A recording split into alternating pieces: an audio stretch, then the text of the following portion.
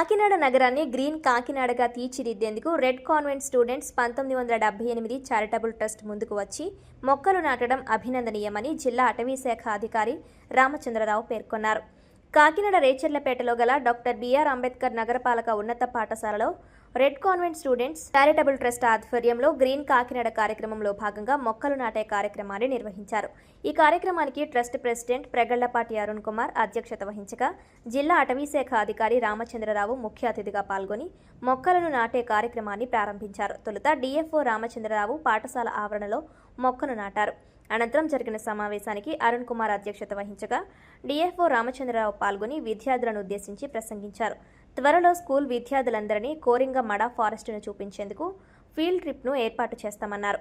ఈ కార్యక్రమంలో green Kakinada project coordinator Bangaraju, trust ట్రస్టీలు Padmanabham, T Srinivas, Ramakrishna, Vadakattu Suresh, Lalith Kumar, Jain, Kalyani, Sujatha, ranger officer Satya, Padmaja, అటవీ శాఖ అధికారులు, school HM Immanuel, coordinator Appalaraju, ఉపాధ్యాయులు, విద్యార్థులు పాల్గొన్నారు.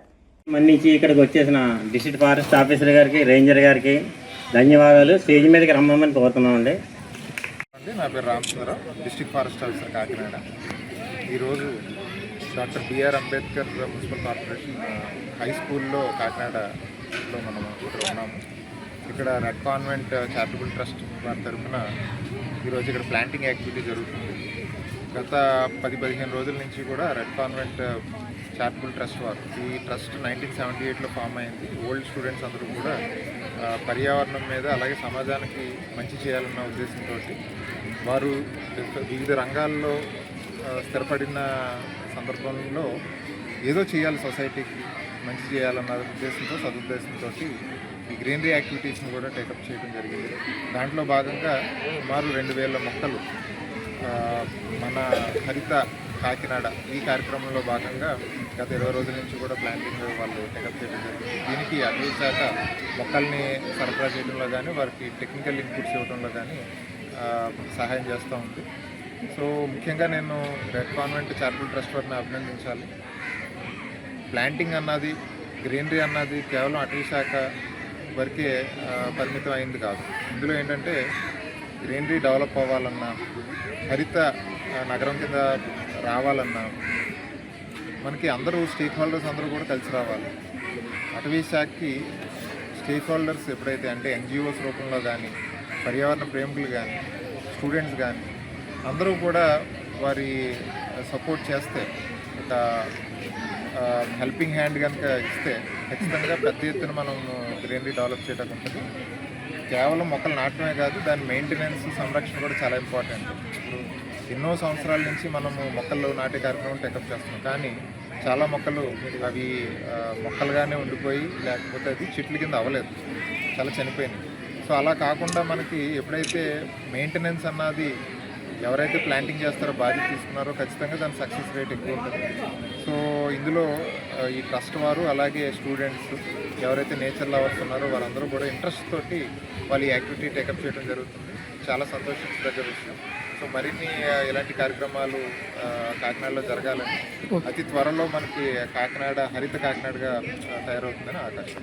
ఒకసారి రెడ్ కాన్వెంట్ 78 చారిటబుల్ ట్రస్ట్ తరఫున డిస్ట్రిక్ట్ ఫారెస్ట్ ఆఫీసర్ ఈ సార్ గారి కోఆపరేషన్ తోటి కాకినాడలో మన హరిత ప్రాజెక్ట్ అని చెప్పి మా బంగారాజు గారు ప్రపోజ్ చేస్తే, మా ట్రస్ట్ తరఫున డిఎఫ్ఓ గారి కోఆర్డినేషన్ తోటి కాకినాడ మొత్తం అన్ని స్కూల్స్లోని, వేరే కొన్ని పబ్లిక్ ప్లేస్లోని కూడా 2000 మొక్కలు మేము నాటించడం జరిగింది.